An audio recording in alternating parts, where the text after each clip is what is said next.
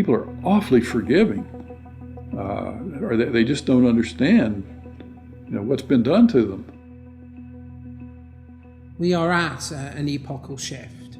We're at a point where the West could tip into complacent and quite well off redundancy, or we could play a decisive role in the future. What the banks did was reprehensible.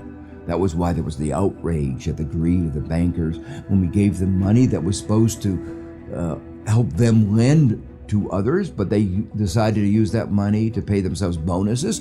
For what? For record losses? We are governed by corporations today, often by corporations that don't have very much interest in the United States of America. I don't know what happened, man. What happened to the United States? It went so far in the ditch. At what moment did it all go bad? Was it disco? Was it Donna Summer? Is that what killed America?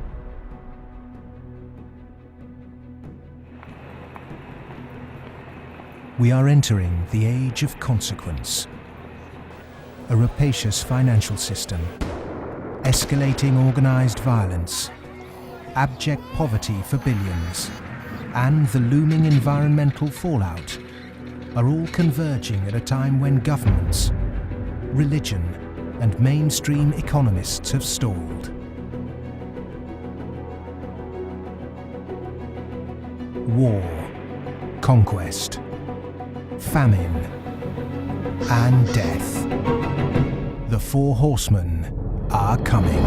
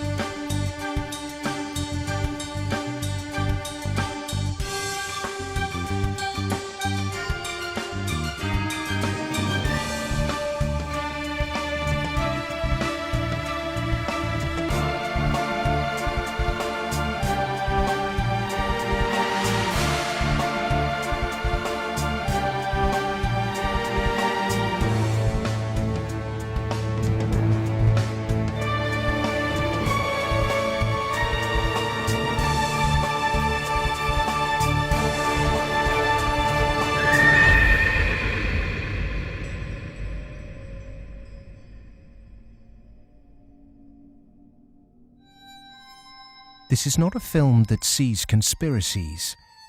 It's not a film that mongers fear. It's not a film that blames bankers or politicians. It's a film that questions the systems we've created and suggests ways to reform them. Over centuries, systems have been subtly modified, manipulated, and even corrupted, often to serve the interests of the few. We have continually accepted these changes, and because man can adjust to living under virtually any conditions, the trait that's enabled us to survive is the very trait that has suppressed us. Most societies have an elite tries to stay in power. And the ways they stay in power is not merely by controlling the means of production, to be Marxist, i.e. controlling the money, but by controlling the cognitive map, the way we think. And what really matters in that respect is not so much what is actually said in public, but is what is left undebated, unsaid. For centuries, gatekeepers have manipulated our cognitive map. But in 1989, a computer scientist by the name of Tim Berners-Lee implemented the first successful communication between an HTTP client and server. The World Wide Web was born. It has since unleashed a tsunami of instantly accessible, freely available information.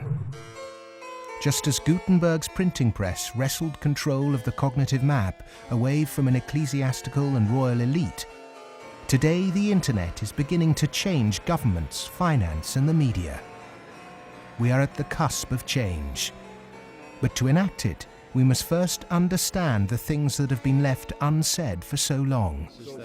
To do that, we need context from people who speak the truth in the face of collective delusion. Because to understand something is to be liberated from it.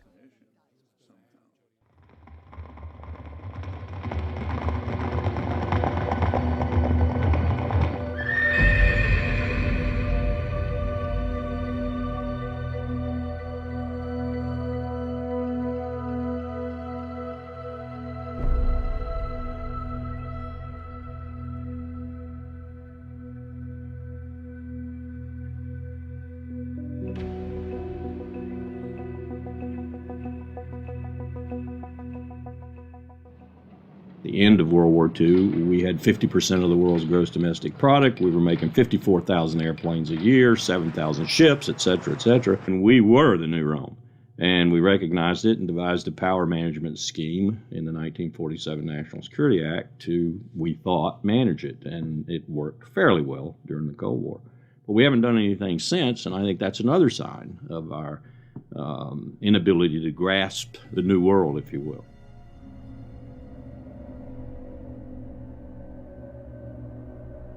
Empires do not begin or end on a certain date, but they do end, and the West has not yet come to terms with its fading supremacy.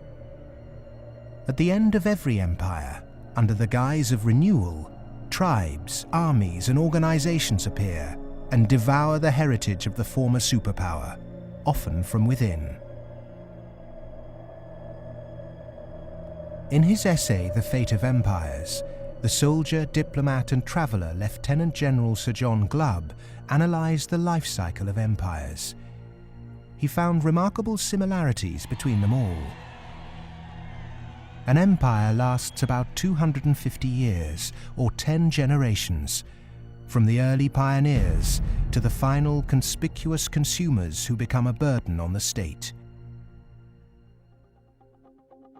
6 ages defined the lifespan of an empire.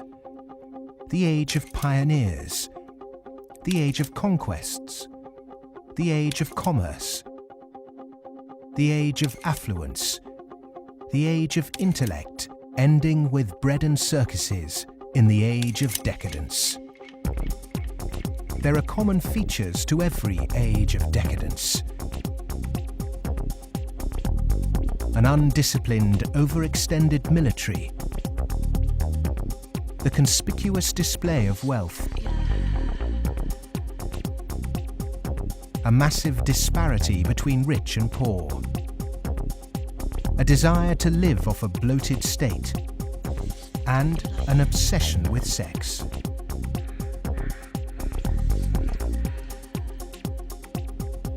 But perhaps the most notorious trait of all is the debasement of the currency. The United States and Great Britain both began on a gold or silver standard, long since abandoned. Rome was no different. So it started on a principle that was very sound, and it was on a silver standard. But as it corrupted further and further and further, the Roman denarius got to the point where it was basically a copper coin, and they learned how to plate, and it was washed in silver, and in circulation the plating came off. And at the end, all the senators that really did at one time represent the people only were interested in representing how much wealth they could steal at the top. Great empire wealth always dazzles, but beneath the surface, the unbridled desire for money, power, and material possessions means that duty and public service are replaced by leaders and citizens who scramble for the spoils. Historically, all the signs of the demise of empire are beginning to develop. Some are more trenchant than others. This current financial and economic crisis, that sort of thing always accompanies the demise of empire. The people of Rome were constantly being distracted by the gladiatorial events, and the politicians knew that they did this. Whenever there was unrest among the people, they had a huge event going on, and they created a new event with lots and lots of gladiators, and every day we're doing that. That is a common trait of declining empires. And so today in the United States, for example, you find a tremendous emphasis on all kinds of television programs that distract people from what's really going on. Sports is a big part of that, as it was in the gladiator times. In essence, we've been lulled into a lethargy, and we've accepted it. Just as our sports stars today earn vast sums, so did Roman charioteers. In the 2nd century, one by the name of Gaius Apuleius Diocles amassed a fortune of 35 million sesterces in prize money, equivalent to several $billion today. Strangely, perhaps, there's another profession that is disproportionately hallowed as an empire declines. The Romans, the Ottomans, and the Spanish all made celebrities of their chefs. And this again is typifying the end of an empire, where things were so great, we have this last oomph of momentum that we used to be great, and we felt great, and we don't feel it anymore. So everyone is out searching for it. Well, maybe it's in the best food, or the best clothes, or the best music, or the best movies, or a reality TV show, or another magazine. But you can never get enough of what you don't need. What you need is a strong moral conviction that is pervasive throughout the society, and integrity reigns. There's a vast apathy. There's a vast amoralism, even a political nature to it. That is to say, there are vast numbers of people who don't give a damn. And so there's this natural, I suppose, entropy. Any living organism, which an empire is, of course, over time dies. Question is, how does it die? Does it die in a violent cascade of events, or does it die over a long period of time? The baby boomer generation were born into this age of decadence. Perhaps unwittingly, they've broken the unspoken intergenerational contract. Through unfettered consumerism, spiraling house prices, and a desire for eternal youth, the baby boomers have squandered future generations' inheritance. My generation, the generation right after my generation, I think we forgot that little phrase in the preamble to our Constitution, which says, and our posterity. All of a sudden it became us, period. The baby boom generation, which I'm a part of, has gone and done the biggest misallocation of capital in the history of mankind. We have had cheap oil, or cheap energy is a better way to phrase it.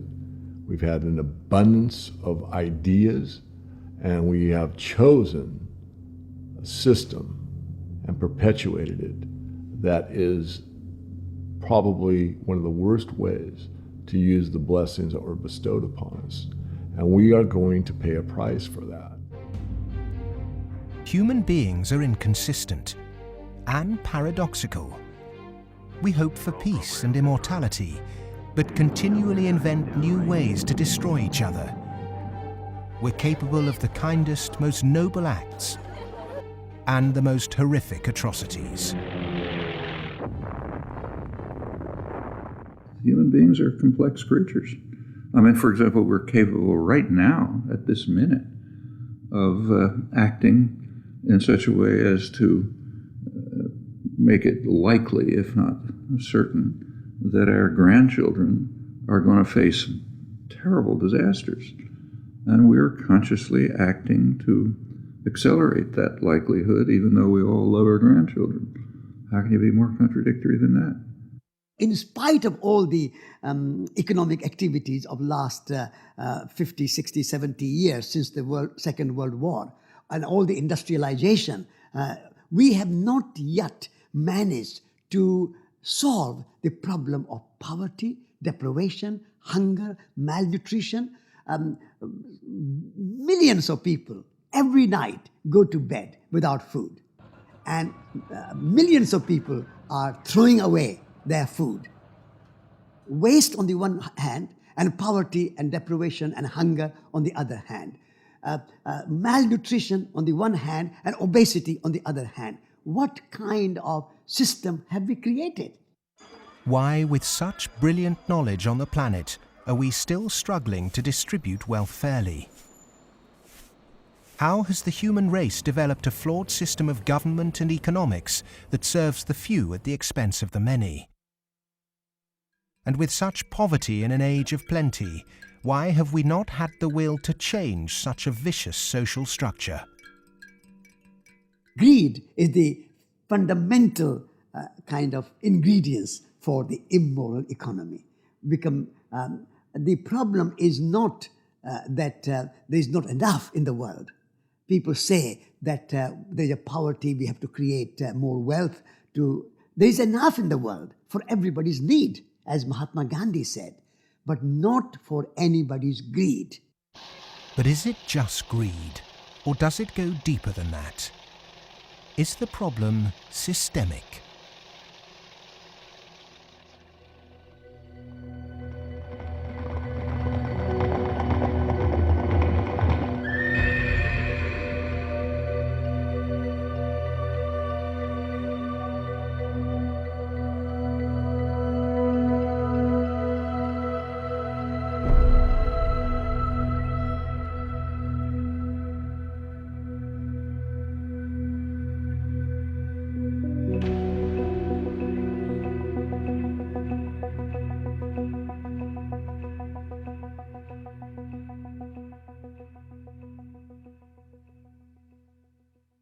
As a civilization, we've obviously had a great run. We've done very well. We had the Industrial Revolution. We survived that. We've built a lot of modern military technology. We've survived that so far. We built a banking system, and we're still struggling with that part of it. But we've had a good run. It's kind of like when I was working on Wall Street for 7 years. I had the experience some people would have. Let's say working at a meat processing plant, they become vegetarian. You work on Wall Street and you see how these banks like Goldman, JP Morgan, these other banks make money. When you see money, it kind of makes you sick. Well, I think if the people knew what the banking system is up to, as Henry Ford said, there would be a revolution tomorrow morning. The fact is, most people think that what a bank does is lend you money that someone else has put in the bank previously. But what a bank actually does, what a commercial bank does, is to create money from nothing and then lend it to you at interest. If I do that, if I manufacture money in my own home, it's called counterfeiting. If an accountant creates money out of nothing in the company accounts, it's called cooking the books. But if a bank does it, it's perfectly legal. And so long as you allow fraud to be legalized, then all kinds of problems are going to pop up in the economic system, which you can't do anything about. Private banks create money out of nothing and lend it at interest. Now, that sounds absurd. When I teach sophomores, about money and banking and how banks, they never believe it. And so you have to go through it again and again. Yes, banks really do create money. They really do. Here's how it happens. And it's absurd, and they're right to doubt that could possibly be what's really going on. But it is. Now, if the banking lobby is very strong, they're going to say, well, we don't want to change this system. We're making so much money out of it. What we have to do is, A, try and convince the people that it's their fault, that their wage claims are too high, and that's why we're having lots of inflation, or people are speculating on housing, and that's why house prices are going up. What they're not going to say is that this is happening because banks are creating money out of nothing and pumping it into the system, and that's why prices are going up. But how is it that we've ended up with a system in which banks have the power to create money? Since 1971, when President Nixon took the United States off what was left of the gold standard, the world has operated under a system of money known as fiat. The dollar, the pound, the euro are all government fiat currencies. Fiat is a Latin word meaning let it be so. It is the law that this government currency be money. Indeed, without that legal enforcement and the fact that we must pay taxes with this money, that dollar bill or that computer digit that represents a dollar would be pretty much meaningless. Only the government has the power to issue fiat money, but banks can create it through lending. Over the last 40 years, since this system of fiat money became the global norm, the supply of money has grown exponentially. In fact, we've seen the greatest growth in the supply of money in history. But who benefits? Of course, those that have the power to issue money, governments and banks. Then, those companies and individuals that get this money early. They can spend it before the prices of the things they want to buy have risen to reflect the new money in circulation. In other words, they get services, products or assets cheap. But prices soon rise, So holders of assets such as houses or shares will then see gains without there necessarily being any improvements to the company or house in question. Often this can lead to speculative bubbles. But what about those at the bottom of the pyramid? Those on fixed wages or incomes, those who live in remote areas, or those with savings? By the time this newly created money has filtered down to them, the prices of the things they want to buy have increased. Their savings buy them less, however, and their wages remain largely unchanged. In some cases, they have to take on debt just to be able to afford the things they were previously able to buy, which means they have to go back to the banks. In reality, this process of creating money only redistributes wealth from the bottom to the top of the pyramid, and thus that ever-increasing gulf between rich and poor gets bigger and bigger and bigger. Well, when you get off the gold standard and you go into a fiat money currency, combined with a fractional reserve banking system, you end up compounding debt faster than you can ever possibly produce to support that debt. So eventually you're going to find yourself back into debt slavery. And that's what's happened in the U.S. For every dollar of GDP, for example, in the U.S., it also creates something like $5.50 worth of debt, because this is what happens when our economy flips over and basically capsizes. And of course, the government solution now to address all the problems is basically to create more debt. You can never get enough of a currency that doesn't work. You can print it till kingdom comes, but you can't print wealth, and you can't get yourself out of debt by making more debt. If you could print wealth, Zimbabwe would be the largest, most prosperous country on the planet. We all know it doesn't work. Of the money in the world today, 97% of it is debt. The French philosopher Voltaire once said, "All paper money eventually returns to its intrinsic value, zero." For 3 generations, the world watched the fight between capitalism and communism. But in the 1980s, the Russian economy started to collapse. The Soviet Union capitulated, and so-called capitalism reigned supreme.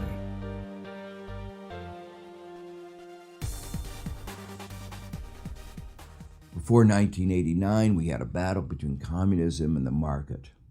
And in that battle, there was a sense of, let's not expose the flaws in the market economy. This is too important of a battle that you don't criticize our team while we're fighting their team. And their team, associated with authoritarianism, with a failure to deliver well-being to their society, it was very clear that if you had to choose between these two, which was better? Communism failed first for various reasons. I think it was inefficient, human rights, lack of respect, so forth. So capitalist West has been continuing in a triumphalist mode, thinking, our adversary has failed. That means we're doing everything right. Both systems are trying to do something which is fundamentally impossible, grow forever. And they're both going to fail. One failed first. Capitalism's going to fail later, or it's failing now. America right now is in a very interesting position because in the past 200-300 years of its history, it's a culture and country which has almost always existed on the assumption that resources could be expanded. If there was a problem, you always try to deal with it by expanding the pie. Go west, young man. Make the pie bigger so that everyone's got a bigger piece. Now it's faced in a world where possibly resources are beginning to be more constrained, and where it's going to have to divide up that pie and inflict pain on people. And that's something which it is not well prepared for.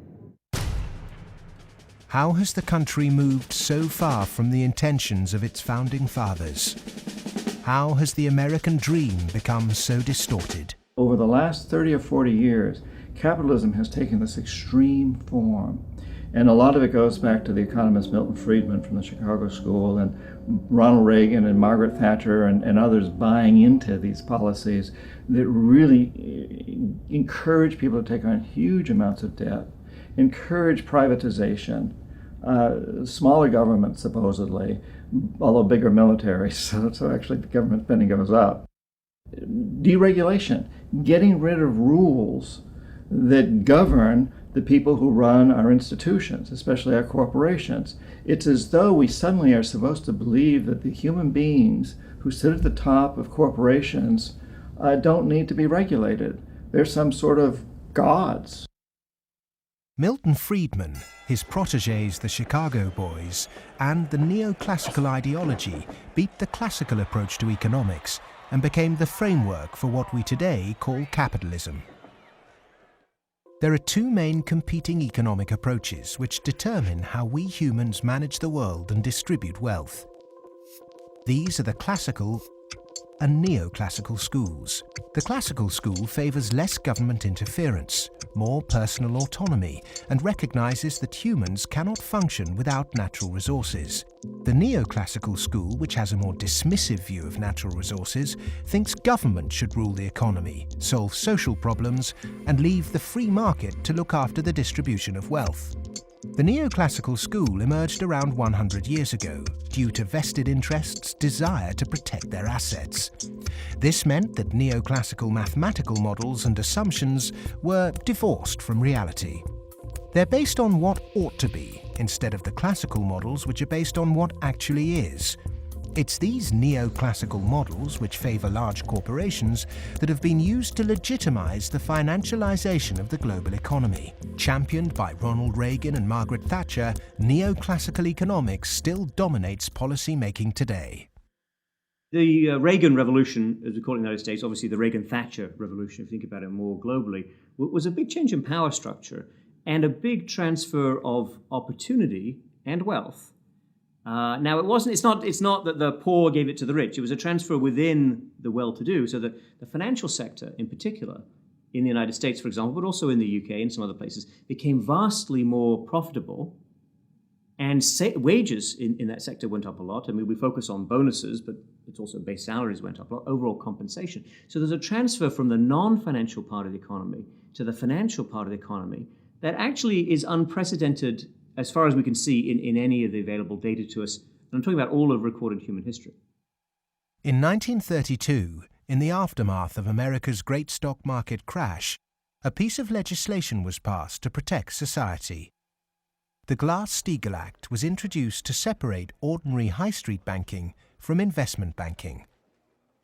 67 years later, in 1999, under the influence of Treasury Secretary Larry Summers and his predecessor Robert Rubin, President Bill Clinton repealed the Glass-Steagall Act. Once again, banks could take ordinary depositors' money and speculate with it on virtually anything they liked. Wall Street has become a very particular type of casino. And it's unfortunately not the kind of casino they have in Las Vegas, which is, perfectly legitimate form of entertainment. It is a casino that has massive negative repercussions on the rest of society. So it's not just losing your money on a few wild nights. It's about the way in which those organizations lose their money, impacting the whole of society, leading to a massive loss of jobs. This unfettered gambling pushed the entire global financial system to near collapse. With balances and debt obligations larger than the GDP of entire countries, the banks had become too big to fail. The West was unprepared, and bankers met their reeling and disorientated governments. You have to bail us out. We need money. If you don't give us the money, the whole thing goes down. And what are you going to do with millions and tens of millions of people who have lost everything in their bank account? You will have a revolution on your hands. So fork over the money. Borrow the money, create it out of nothing, and give it back to us, and so that we can face our problems and not go under, or otherwise. And this is what Mr. Hank Paulson did in the U.S. Congress. He went there one day and he told them, well, look, we need $700 billion, and we need it now, or else. Is this system we call capitalism really capitalism? In a capitalist system, government is supposed to be small. But today the state is more bloated and invasive than it's ever been. Individuals and companies are supposed to operate in a free market. Good enterprise is rewarded with profit, and flawed enterprise with failure. But during the 2008 banking crisis, the people saw the Western economic system divided in a way they were told could never happen. Socialism for the rich, capitalism for the poor. And in America, for example, the banks that got in trouble got bailed out by the government. That's socialism. And people are arguing against socialism in America, and yet it's probably the most socialist country in the world right now. We have a system which isn't even a proper capitalist system. Rich people make mistakes, they don't get punished. Poor people make mistakes, they get punished. Yeah? Or even worse, they don't make any mistake and they are forced to pay for the mistakes of the rich. When the taxpayer is footing the bill for the misplaced speculation of bankers, then suddenly, instead of the economy serving the human being is now in perpetual service to amoral financial organizations.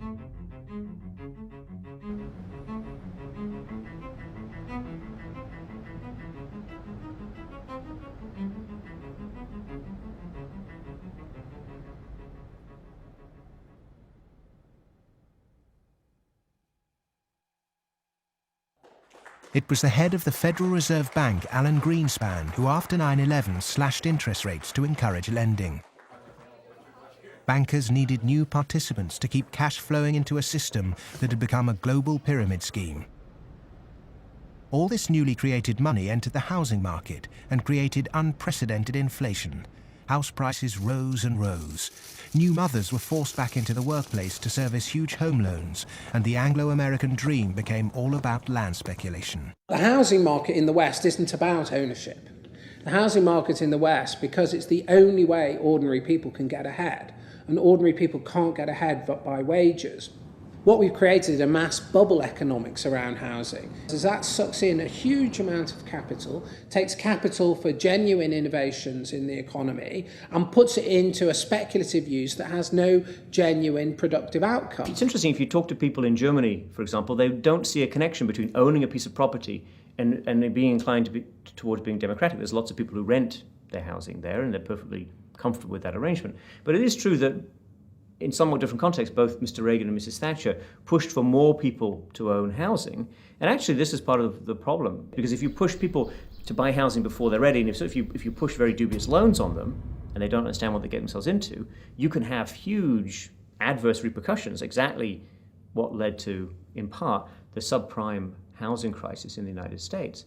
That's not anything to do with democracy, that's just a bad economic idea. The breakthrough that occurred around the year 2000 in the United States was when bankers found out that the poor are honest. And they realized that if you're poor, if you're not rich, you have a different set of values. And you think that a debt is a debt, and it's something that has to be paid.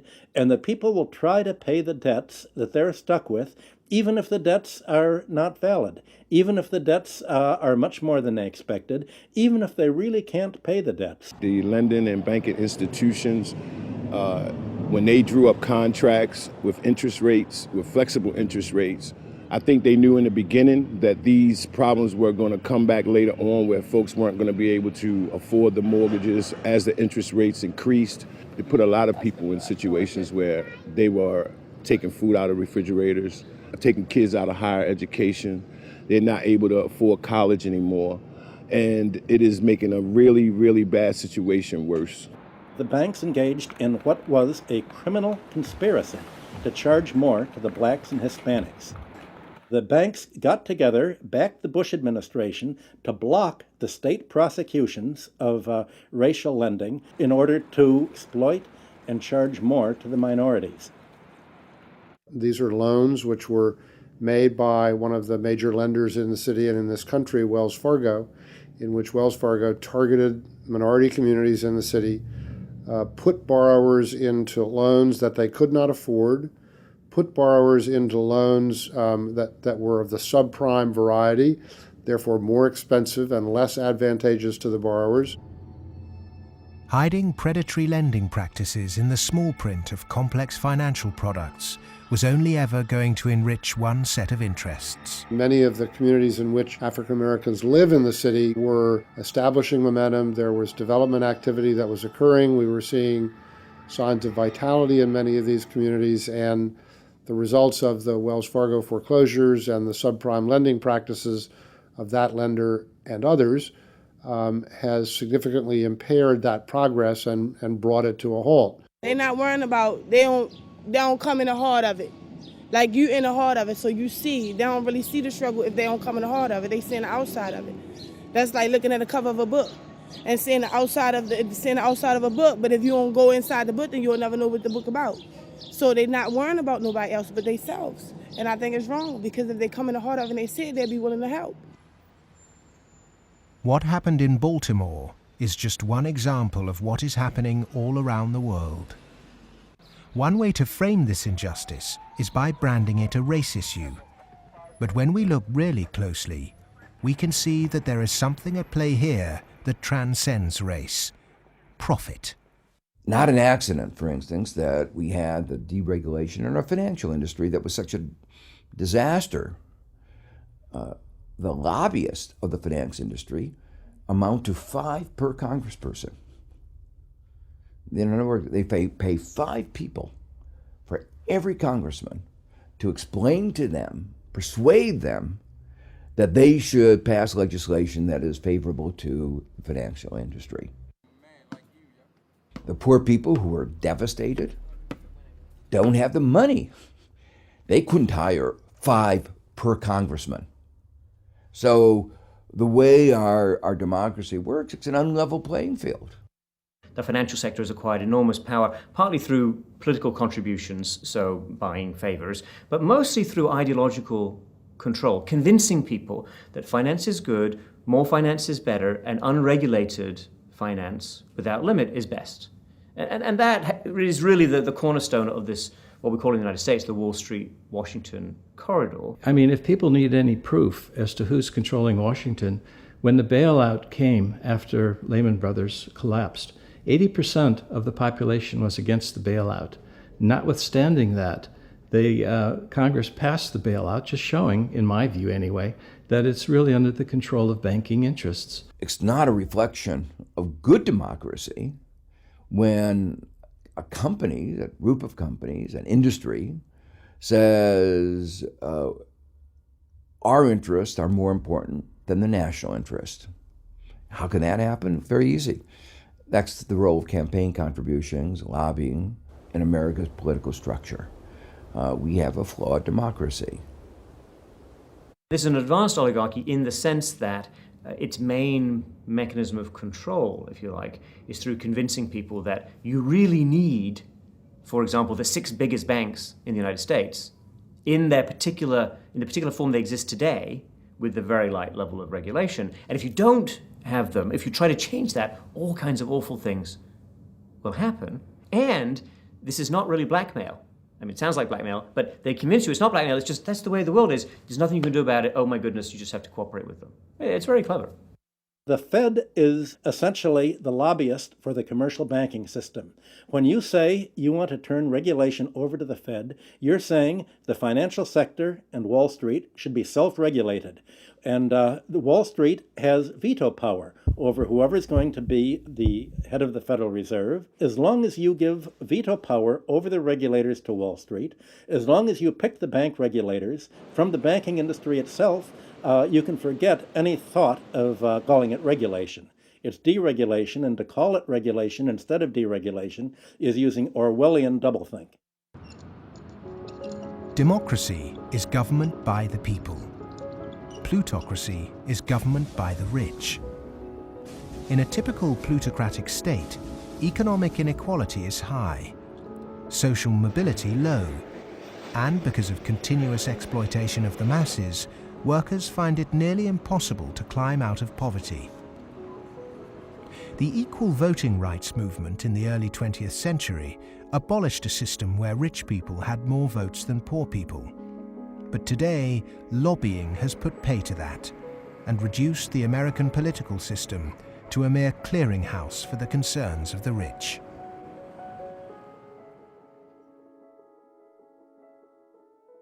The Goldman Sachs machine is one of using profits to buy influence in Washington, to change laws, to make it easier to make money on Wall Street, to be used to buy influence in Washington.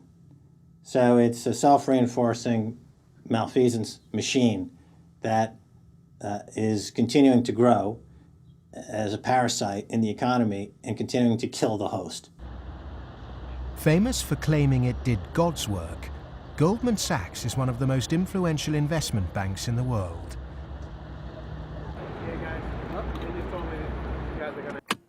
Its alumni often occupy positions of great influence in governments and central banks. In September 2008, barely a month before the stock market crash, Goldman, supposedly a pillar of the free market, changed its banking status from investment to commercial. This meant it was now eligible for state protection. Socialism for the rich, right there. Goldman Sachs are extremely efficient at what they do. Their task is to make money. They make bank robbers like Willie Sutton look like modest amateurs. They're huge bank robbers, but it's legal. The system is set up so that they can do it. In the recent years, they've been selling securities put together from mortgages that they knew were worthless. So they're selling these things to unwitting consumers, making a ton of money on it. Meanwhile, they're betting that they're going to fail because they know that what they're peddling is rotten. So they placed bets with it's called credit default swaps and other things with a huge insurance company, AIG, and that was insuring Goldman Sachs against the failure of the stuff they're peddling. During America's subprime collapse, Goldman traders Michael Swenson and Josh Birnbaum made a $4 billion profit by short-selling junk mortgages. Backed by Dan Sparks, internally Goldman Sachs called their position the Big Short and bet against their own clients. Senator Carl Levin called Goldman Sachs chief executive Lloyd Blankfein to a Senate subcommittee to testify under oath. Much has been said about the supposedly massive short Goldman Sachs had on the U.S. housing market. The fact is, we were not consistently or significantly net short the market in residential mortgage-related products in 2007 and 2008. We didn't have a massive short against the housing market, and we certainly did not bet against our clients. Riding the Big Short in 2007 made billions of dollars for Goldman. And so far, they've got away scot-free with this massive heist. So they're now back bigger than before, richer than before, biggest profits they've had in history, huge bonuses. They're doing great. A lot of what they're doing has, in fact, probably maybe all of it, has almost nothing to do with the benefit of the economy. Can there be any objection to genuinely talented people earning big money if they bring something new and tangible to the world? If they take great personal risks with their own money and actually bring greater prosperity for all? In a free market, if I have a brilliant idea that I can run an automobile on grass clippings, as an example, and I produce that car, my motivation might be to make money. But if the market says, my goodness, this is the greatest automobile ever invented by mankind, and I make $1 billion, I've not only served myself, but I have served everyone else that needs transportation. And that is the brilliance of a free market, is that paradox that you can serve yourself and simultaneously serve others. And that's what it's all about. But how many of the general public have achieved greater prosperity through a banker's bonus? It was against the holy backdrop of St. Paul's Cathedral in London that Goldman Sachs vice chairman and mouthpiece Lord Griffiths gave insight into how certain bankers really think. The devoted Christian defended extortionate bonuses. I'm not a person of despair, I'm a person of hope. And I think that we have to tolerate the inequality as a way to achieving greater prosperity and opportunity for all. The fundamental Christian view, and I would say of Islam as well, and certainly of Judaism, is that wealth is to be shared. money has to be shared. You can't take it with you. And from that develops a whole lot of stuff about justice and the economy and so on. And we've lost that, and instead we've got people accumulating more and more. And I just think it's disgusting that people have lost their homes, they lost their jobs, they can't pay their mortgages from bankers who made a big mistake and then paid enormous bonuses. I'm sorry, that is simply wrong. And I can't understand why we are not more vociferous about that. When rich people tell you that they specifically have to be rich through these egregious rip-off mechanisms, that's just self-serving propaganda and it should be disregarded. It is true that when you organize human society, some people get ahead and some people struggle. That's a natural mechanism. But saying, oh, we've got to have inequality, therefore Goldman Sachs must be organized along the following lines, that's a complete non sequitur. At what juncture, at what point does morality enter into the economic calculus? In a way, many people think that Adam Smith gave us a free pass, a way not to think about morality. Because what Adam Smith said was that individuals in the pursuit of their self-interest are led as if by an invisible hand to the general well-being of society. Now let me make it clear, Adam Smith didn't really say that. That is to say, Adam Smith was very much aware that businesses, when they got together, conspired against the public interest, raised prices. He was aware of monopoly. He was aware of the importance of education that the private sector couldn't provide. So he himself was aware of all the limitations, but his latter-day descendants have forgotten all those caveats. Adam Smith was the godfather of classical economics, but since its publication, his work has been used as a political football, financiers twisting his words to suit them. Lord Griffiths advocates ruthless individualism to push this idea that if bankers get rich, then we get rich too, through a process known as trickle-down economics, or horse and sparrow theory. If you feed the horse enough oats, some will pass through to the road for the sparrows. The idea is that extreme wealth concentrated on a small minority will eventually trickle down to everyone else. But it doesn't work. Because by the time the money reaches the people at the bottom of our money pyramid, it's lost its purchasing power.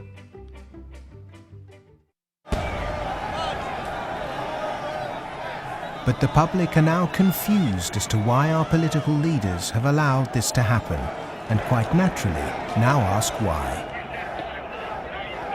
Because our political processes are badly flawed.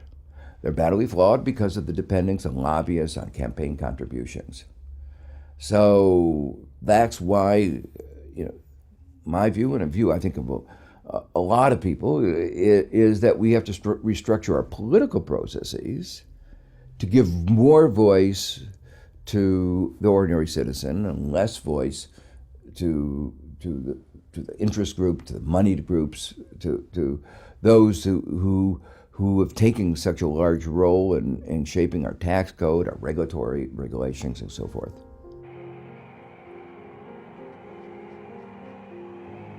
I stood on the front step of Colin Powell's house, and I look at him and say, what next, boss? And he said, what do you mean? And I said, what next? Where are you going next? I'm going to write my book. I said, no, I know you're going to write your book, but you're not going to do that for the rest of your life. Where are you going next? He said, maybe a cabinet position, but first, money. I said, money? He said, yeah, millions. That's the only way you can be a cabinet officer in the American government. Oh, wow. The Democrats and the Republicans are beholden to corporate interests. And until they become unbeholden to those corporate interests, we will never have a well-governed republic.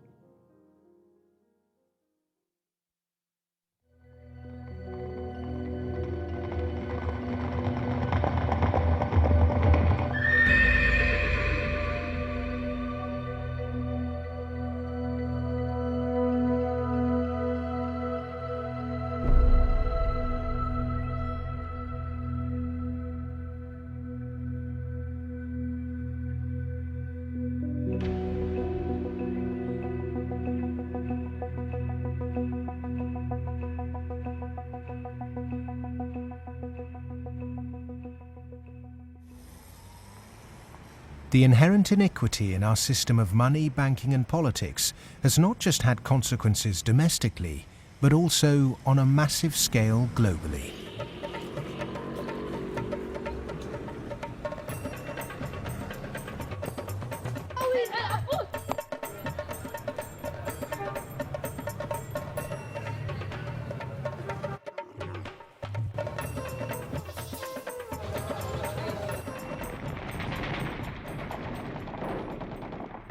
Western leaders have presented their military campaign in Iraq, Afghanistan and Pakistan as a moral obligation.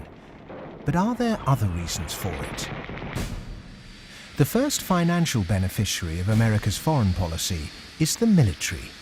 In particular, those who supply it with arms and equipment. The military has won wars, but how successful has it been in its bigger aim to eradicate terrorism? The drone attacks not only failed, but they've created extra extremism. They've helped in radicalization of youth in the northwest frontier and also in certain parts of Punjab and Pakistan. And because time after time, and sometimes, there's a feeling that America does this deliberately to destabilize Pakistan. I'm not so sure about that, but I certainly think those people who actually support this policy, every time you kill 10, the so-called terrorists, you create 500 more because they see the drone attacks as an attack on a sovereign state of Pakistan. If they really wanted to flush them out, there was no need for a huge military operation in Swat, causing the entire district to become internally displaced persons. The population of Swat is 1.8 million. There are 2.3 million refugees in the country. The whole district has been emptied.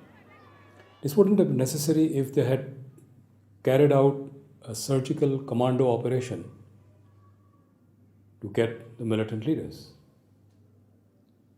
But they allowed them to escape, all of them. After the military, the next financial beneficiary are those who win the contracts to conduct the rebuilding process. In the West, people might even feel optimistic when they hear that the US is pumping tens of billions of newly created dollars into developing nations to build infrastructure. But often this too doesn't seem to achieve the publicized goals. Is there another reason we give these countries aid? We economic hitmen have created the world's first truly global empire, and we've done it primarily without the military. We work many different ways, but perhaps the most common is that we'll take a third world country that has resources our corporations covet, like oil, and then arrange a huge loan to that country from the World Bank or one of its sister organizations. However, the money never actually goes to the country. Instead, it goes to our own corporations to build infrastructure projects in that country, power plants, highways, industrial parks, things that benefit a few wealthy families in that country as well as our corporations, but don't help the majority of the people at all. They're too poor to buy electricity or drive cars on the highways. They don't have the skills to get jobs in industrial parks, but they're left holding a huge debt. Infrastructure, which has used heavy loans from the World Bank and IMF and made from grants from Western countries, they've all gone into benefiting the elite and the feudal classes. They have not benefited the people.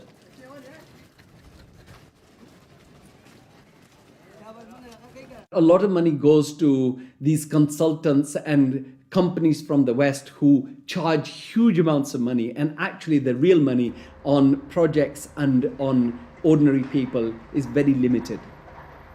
The masses have very little already. So those landlords who have the infrastructure and who are going to make money because of the infrastructure that is built through their roads, they will prosper. But the ones who don't have any resources, they've not had jobs, there isn't an economic activity for them in terms of manufacturing goods so they can sell and they can also prosper. When you don't have that, what do? They resort to joining the Taliban because they see the enemy coming in and taking away what little bit they have. President Obama, I understand, wants to invest $7.5 billion in Pakistan's infrastructure to alleviate poverty and, take away all the divisions and all the anti-American sentiment over here. Whatever his reasons are, we can do without it. In fact, it's the worst possible thing he can do. This kind of help is actually going to be a hindrance. It's just going to make matters worse. It will bring this contrived war on terror into our rural areas. How much of US foreign policy is genuinely altruistic? And how much is it influenced by the banks and corporations that profit so tremendously from it? America's evangelism of democracy is riddled with contradictions, not least of which this idea of promoting democracy at the point of a gun, or opposing regimes which are democratic but not in the way that America wants. So too, this idea that America has been promoting free market capitalism has also been riddled with contradictions, because the reality is that American firms tend to make most money when countries are at the cusp of change, certainly American financial firms, and in a sense they want markets that are changing structurally, but not too free and too transparent, because they make money when markets are a bit opaque. Is it any wonder developed nations are fighting in underdeveloped countries when so many are making so much money out of it, without ever really having to face up to or even witness the consequences of their actions? So what if 5 million kids died in Africa because of debt last year? I got a bonus of £1 million, and if I have that conversation, I've had it with some bankers who've been in the business a long time, and they listen politely, very polite, very charming, and at the end they say, "Well, Tariq, it's lovely meeting you again," and they go back to the office and do another loan deal for Tanzania or something. I've known a lot of terrorists, quote unquote. I've met them, I've interviewed them for books, I've known them since I was an economic hip, and I've never met one who wanted to be a terrorist. They all want to be with their families back on the farm. They're driven to terrorism because they've lost the farm. It's been inundated with water from a hydroelectric project or with oil from oil derricks. Their farm's been destroyed. They can't make a living for their kids. Or in the case of the Somali pirates, their fishing waters have been destroyed. And that's why they've turned to this. It isn't because they want to be pirates or terrorists. Now, there may be a few crazy people. There are a few crazy people with their nuts loose. There'll always be serial killers. There'll always be crazy people. Maybe Osama bin Laden's one of them. But they do not get a following unless there's a terrible injustice going on. And people are starving and they're deprived. And then they will follow these crazy people because they seem to offer an alternative. If we want to do away with terrorism, if we want to have what we in the United States call homeland security, we've got to recognize that the whole planet is our homeland. What does the word terrorist actually mean? Many terrorists would sooner describe themselves as freedom fighters. Could it be that the charge of terrorism could just as easily be made against Western corporations, speculators, and policymakers? When we talk about terrorism, it means what they do to us, not what we do to them. And what they do to us can be pretty ugly, although it's not even a fraction of what we do to them. I mean, take, say, 9/11. That was a pretty serious act of terrorism, maybe the worst single act of terrorism in history. But it could have been worse. I mean, suppose, for example, that Al-Qaeda had bombed Washington, bombed the White House. It killed the president, installed a harsh military dictatorship, brought in a bunch of economists who drove the economy into its worst disaster in history. Well, that would have been worse than 9/11. And I'm not making it up. It happened. What's called the first 9/11 in South America, namely in Chile. On the 11th of September 1973, the democratically elected Chilean president Salvador Allende was overthrown in a coup. A dictatorship under Augusto Pinochet was established that ruled Chile until 1990. There was the systematic suppression of all political dissidents. Thousands were imprisoned and murdered. Who was involved in that first 9/11? It's not hard to find them. Right in Washington and London and so on. But that's off the agenda. It doesn't count. There's a principle of ideology that we must never look at our own crimes. We should, on the other hand, exult in the crimes of others and in our own nobility in opposing them. The root causes of so-called terrorism will not be solved by increasing economic inequality. If governments really are serious about combating terrorism, then they must start with real structural reform back home. As long as banking empires chase infrastructure and debt deals in pursuit of profit, the West will continue to export injustice through finance.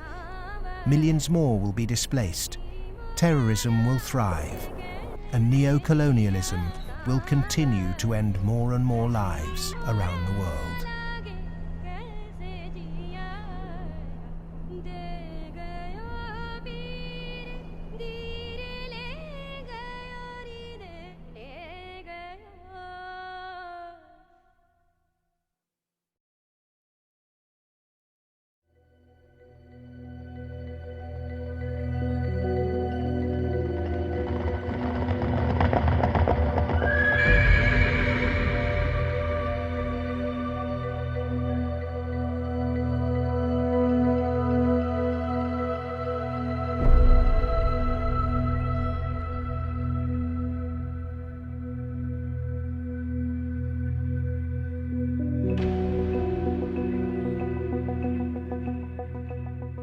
What's happened is that we have moved from a relatively empty world to a relatively full world. That is, empty of us and all of our stuff to now full of us and all of our stuff. In my lifetime, the world population has tripled. And the populations of other things, of cars, houses, boats, all these other things that put a load on the environment too, just like human bodies, those have vastly more than tripled. So the world is very, very full of what we might call man-made capital. And it's becoming more and more empty of what used to be there, what we might call natural capital. We are the first generation, we in the rich developed world are the first generation to have got to the end of the real benefits of economic growth. For hundreds of years, the best way of raising the real quality of human life has been to raise material living standards. And that's what's driven the huge rises in life expectancy and increases in happiness and other measures of well-being. But all those have now come detached from economic growth. And although life expectancy continues to rise in the rich world, it's no longer related to the amount of economic growth a country has at all. And the same is true of measures of happiness and measures of well-being. The paradox is the more we grow, the more poverty we create. Our self-interested economic system seems to be continually missing a trick. So as we keep plundering the Earth's natural capital, is it time to rethink our Western definition of progress? When I look at the world, I look at it much the way Royal Dutch Shell looks at it. They have one of the best strategic entities in the world, private or public.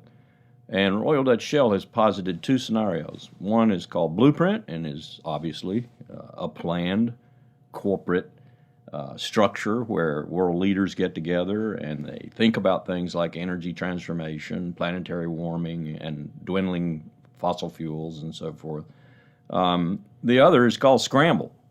And Scramble is pretty much what it sounds like too. It's a mess.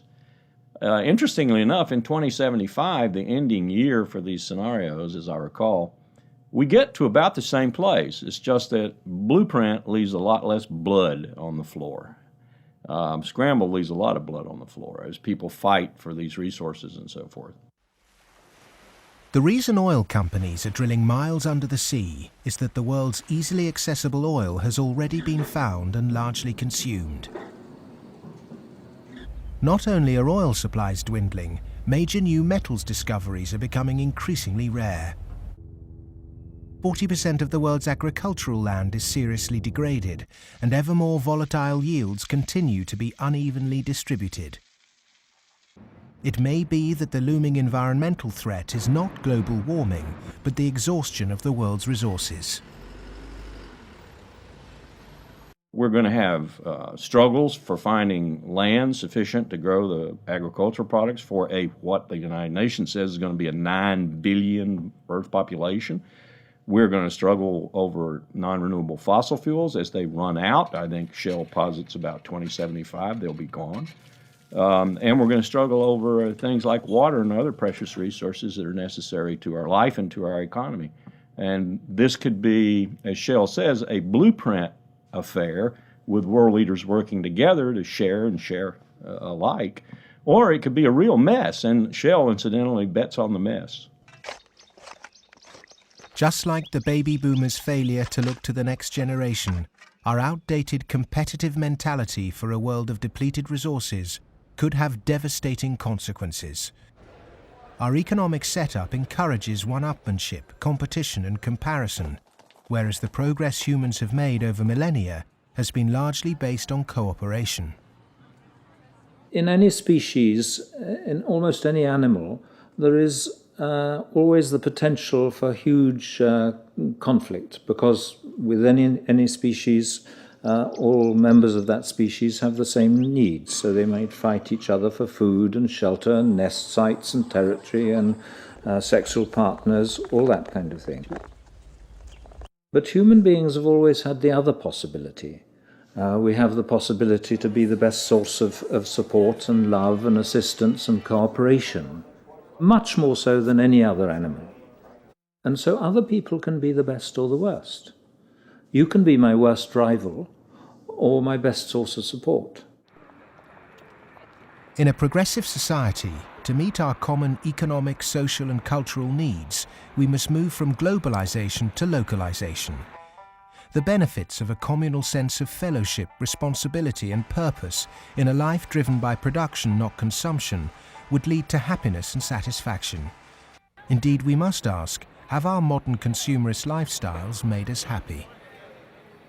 I think if one had been living in the 19th century and somebody had told you that 100 years later people were going to be living in this extraordinary wealth and comfort, with central heating and being able to throw away such a high proportion of our food as we do, we'd imagine that we'd be living in a state of extraordinary social harmony and everything would be rosy. And it's really quite remarkable, the contrast between, if you like, the material success of our societies and the social failure. The growth economy demands that we make consumption a way of life. He who dies with the most toys became the ambition, and retail replaced spiritual satisfaction. Unsurprisingly, sales of antidepressants skyrocketed.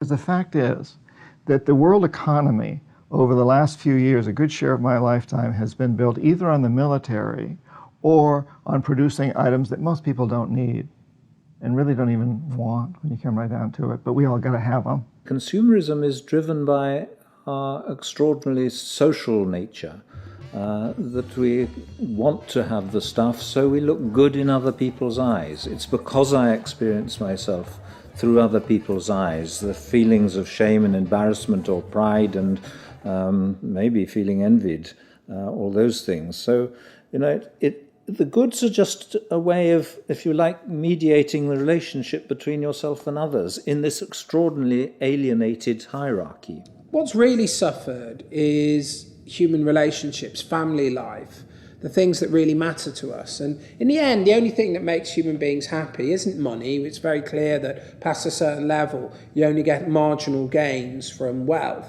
What really makes us happy is other people. It's our relationship with other people that's really been damaged by the last 30 years. We trust them less, we have less interaction with them, we bond less than ever before, we marry less and marriages are under more threat than ever before. And all the associations that represent sort of permanent, unconditioned human affection are being eroded or damaged. And that's the real legacy of the last 30 years. And in some sense, we've got to recover and rehumanize our lives. Otherwise, not only will they be nasty, brutish and short, but they'll be lonely. The West is coming to the realization that its human project is failing. The West was so convinced that if you push people to achieve as individuals, the accumulated achievement of individuals would make for a successful society. And what the West is now beginning to realize is that the individual achievement, without incorporating the vulnerable community, is a myth. The idea was make your own life, be individually aspiring, and then you'll be individually achieving, and then you'll be individually prosperous, and then you'll be individually happy. You end up doing that in a glass jar. And the glass jar has a limited height, and it's encapsulating, and in the end, you die of lack of oxygen. Human beings are alive because they seek attachment and because they're propelled by affection. So the isolated, achieving individual in the end implodes. In order to find a purpose in life, it has to be outside yourself. It matters not how you construct it outside yourself, as long as it's a positive value added to society pursued. But it has to be outside yourself. It can't be yourself. If you're pursuing yourself, you're pursuing the abyss, as Nietzsche said. You are going to wind up in the abyss.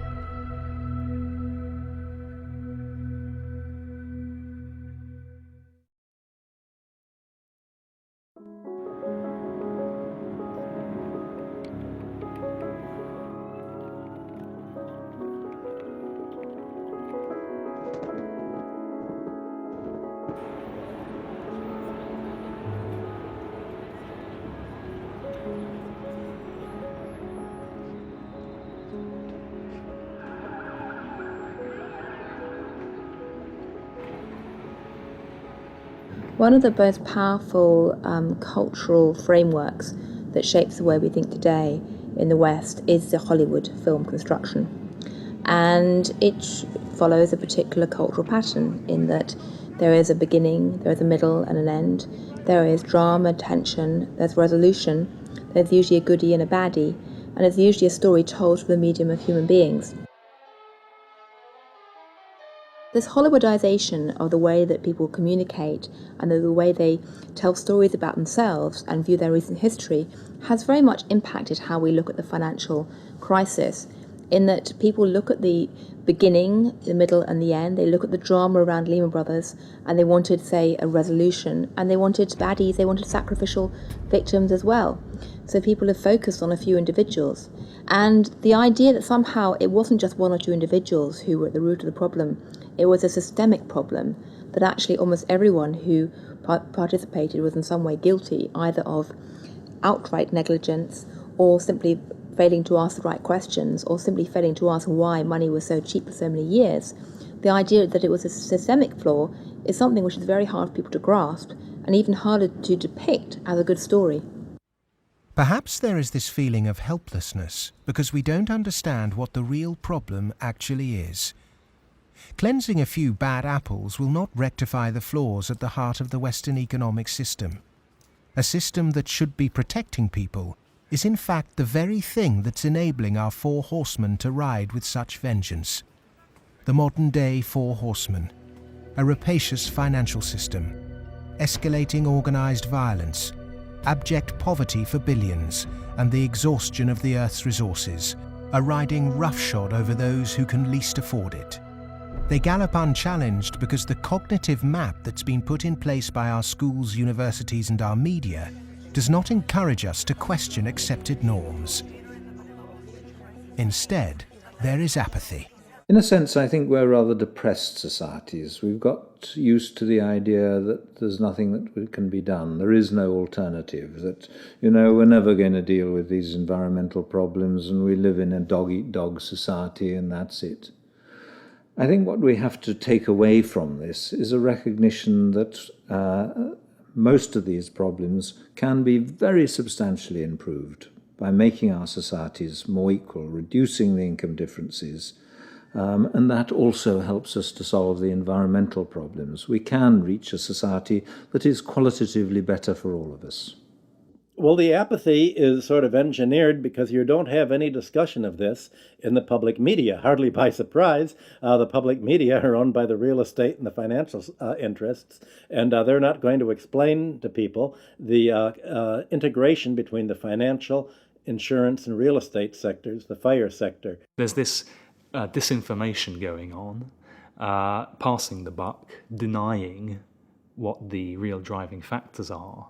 All of these are common strategies. In fact, even in education, you can see that banks have helped to set up universities. They've funded them. They fund think tanks. They have educational foundations. They own newspapers. All of this stuff is going on as a kind of propaganda exercise so that the people don't actually work out what the problem is. You should not assume because you don't have a background in economics or in law that these issues are somehow too complex for you. They're not complex at all. It's very simple. It's about power, and it's about democracy, and you understand that just as well as I do. One source of this disinformation is the neoclassical school of economics. These economists and academics have been successful in convincing the world that their models were gospel. But just as Gutenberg's printing press was revolutionary in the 16th century, today we're at the dawn of internet enlightenment, which will remove the cloud of ignorance upheld by academic and media gatekeepers. Education can be a form of mass mind control, and it's astonishing that today neoclassical economics continues to be taught in all Ivy League universities. I do get letters from students in economics departments at other universities. They're into some graduate program or something, and they say, I just read such and such that you wrote, and this is the kind of thing that interests me. I'm stuck in this program here in which, I can't even talk about any of that. What's your advice? What should I do? What they're teaching you is what you're going to have to oppose. A lot of it. I mean, some of it's useful. But so some of it's useful, go ahead and learn it. And the other reason for learning the rest of it is know your enemy.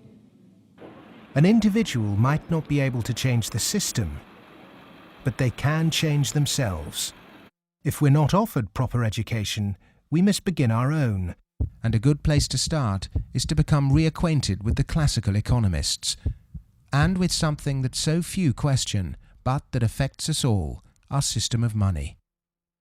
If the monetary system of the world is not reformed, then we are headed towards the end of industrial civilization. I won't say that we're going to the end of humanity, but it's just going to be an absolute collapse of our world as we have known it, because it cannot function on fiat money. And none of those who are responsible for this want to admit it, but that is the fact. The fiat system of money is a man-made law, and it's been abused. Is there a form of money whose law is not set by man? When you look at natural law and gold, I sort of describe gold as being a natural form of money. All of the gold that's been mined throughout history still exists in its above-ground stock. It's about the size of 2.5 Olympic swimming pools if you put all that gold together in one place.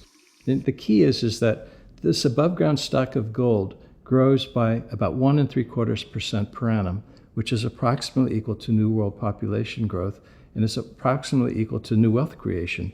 So as the net result of this is that you have this very good consistency in gold's purchasing power over long periods of time, because the supply-demand equation is very much in balance. To achieve human liberty, you really need to have sound money, and gold is the only way to do that, because only gold is outside of the control of politicians. With modern man-made monetary processes, a chronic excess of debt has built up at every level of society. Debt is now regarded as normal. It isn't. It's a form of slavery. But how much do we question our debt? And what should we now do about it? The classic example, most recently, of a debt cancellation was the German economic miracle in 1947. The Allies canceled all domestic and international German debts, except for the debts that employers owed their employees for the previous few weeks, and except for a basic working balance that everybody was able to keep in the bank in order to buy food for the next few weeks or so. Essentially, you would follow the 5 or 6 pages that the currency reform of 1947 did in Germany. You would start with a clean slate. That means that everybody would own their property free and clear. And the problem here is that you'd wipe off the savings that are the counterparts of that. That actually would not be such a bad thing if you look at the fact that the wealthiest 1% of Americans have concentrated an enormous amount of wealth in their own hands, more than at any earlier time since statistics have been kept. Our system of taxation also needs addressing. Currently, we're taxed on what we produce. Perhaps it would be more progressive to tax what we consume. How many American people realize that the Founding Fathers never intended Americans to be taxed on their labor? In other words, they weren't meant to pay income tax. The tax system that was exported from Britain, a relic of colonialism, has duped the world. The most important element of a tax system is to do what everybody expected to be done in the 19th century, and that is to base the tax system on land taxation, on the free lunch of land value, and on what John Stuart Mill called the unearned increment, the income that landlords made in their sleep, as he put it. Who made oil in the ground, coal or iron ore? These are things which are not the products of human effort. Of course, extracting them is, but their existence is not. And so the rents from natural resources are a wonderful source of taxation. Nobody made them, and when you do tax them, you cause all of us to use them more efficiently. So this seems like really the excellent thing to tax, rather than labor and capital. If the governments used this land site value that's supplied by nature, not by human labor, not by personal enterprise, then the government would not have to tax wages in the form of income tax. It wouldn't have to imply sales tax that add to the price of doing business, and it wouldn't have to add the proliferation of business taxes. This tax system, advocated by all the classical economists, would begin to address global poverty, as it would allow citizens in developing countries to keep their resource wealth.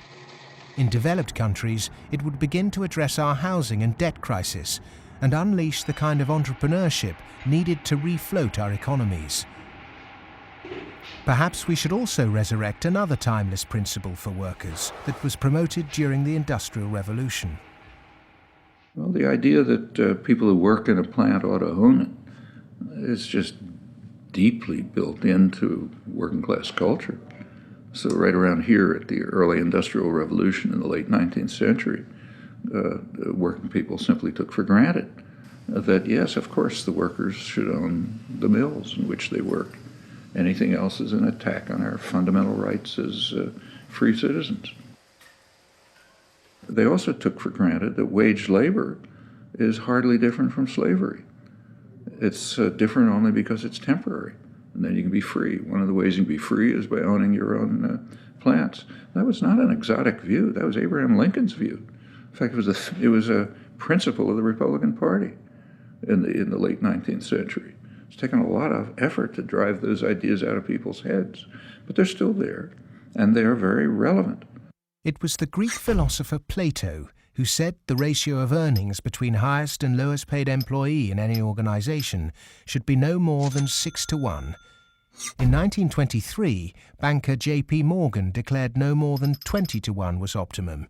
Yet today's salary difference between top and bottom earners in global corporations can be higher than 500 or 1,000-to-1.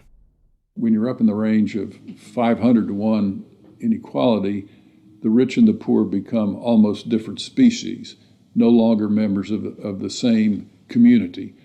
commonality of interest is lost. And so it's difficult to form community and to have good, friendly relationships across class differences that are that large. When the public do vent their outrage at inappropriate earnings, the common defence is to move the debate to the psychological realm and quote mercurial British economist Herbert Spencer. He coined the phrase survival of the fittest, and his words are now used to justify excess. Competition in business is a good thing, but the playing field must be level. Monopolists have too much because the system they game is rigged.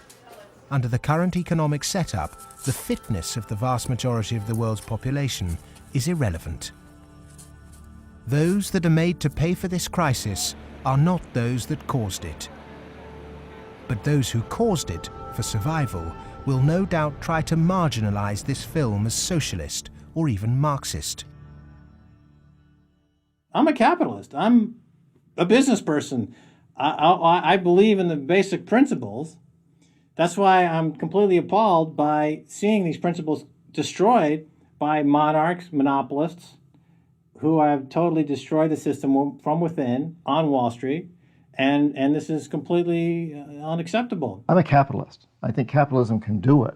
It's not a question of getting rid of capitalism. It's a question of getting rid of this terrible form of capitalism. Capitalism, more broadly understood as market economy, not only has a future, I can't see the future of the world without it. But the question is, what kind of capitalism? What kind of market economy? A system of reformed capitalism built on independent money, a tax system based on consumption, not income, and employee-owned businesses would begin to build an economy that's not dependent on constant growth to service its debt. We've endured the so-called free market for centuries, but far from being free, it's led us to destroy nature and each other in a vain attempt to progress. It's absolutely ludicrous to suggest that somehow there is a scientifically defined boundary of the market that we should never change. And of course, that's what the free market economy wants you to believe. Because once they convince you of that and claim that, on top of that, claim that they have the truth because they are PhDs in economics, then they can tell you whatever they want, and then you'll have to accept it. But that's where we have to take these guys on. Politics is about drawing the boundary of the market. When you think about it, a lot of things have been taken out of the market over the last 2-3 centuries. 2-3 centuries ago, you could buy and sell human beings, child labor. A lot of things that you wouldn't imagine you could buy and sell today. So, over time, we have redrawn this boundary, and there's nothing wrong with redrawing the boundary again. Things that were considered absolutely reasonable in the 1850s, like selling any chemical on a street corner and telling you that it's a pharmaceutical drug that will be good for you, things like that were absolutely commonplace then, are now serious criminal offences. Well, the same thing will be true of active money management in 100 years. The breakdown we saw in the Great Depression and witnessed again at the beginning of the 21st century occurred because in the name of growth, much was taken out of the system by those who contribute very little. Multinational corporates and banks will always want to grow without having to compensate those people who actually do the work to produce the surplus.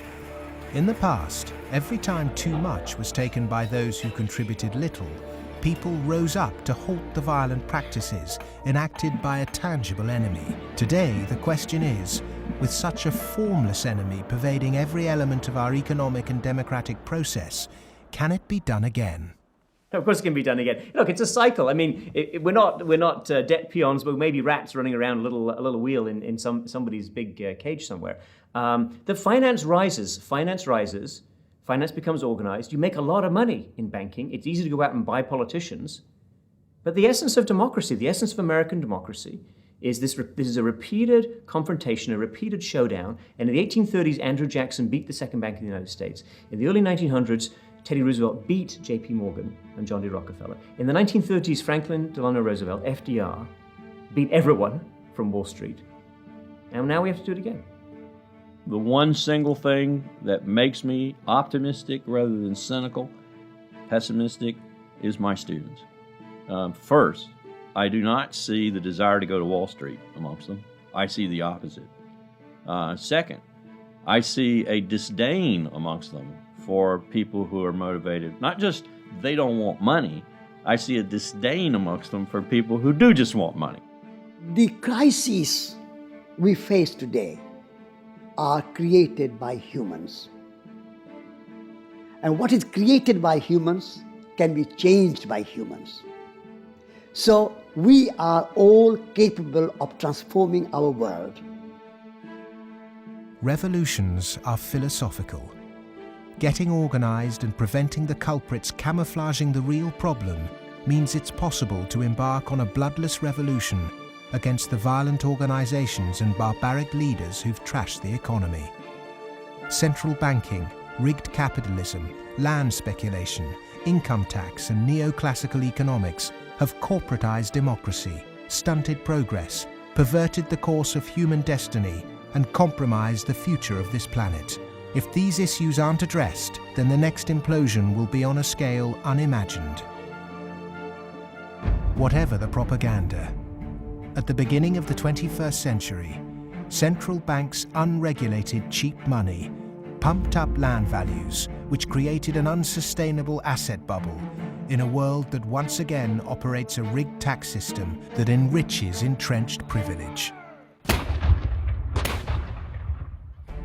Neoclassical economics have ruined life for the bottom billions, tempted everyone into intergenerational conflict, and created massive suffering that has no limits. Human beings go mad in crowds and come to their senses slowly and individually. History is littered with examples of people who threw themselves off the yoke of oppression to adopt radical change, only to end up with popular new rulers that maintained the status quo. To really understand something is to be liberated from it. Dedicating oneself to a great cause, taking responsibility, and gaining self-knowledge is the essence of being human. A predatory capitalist's truest enemy and humanity's greatest ally is the self-educated individual who has read, understood, delays their gratification, and walks around with their eyes wide open.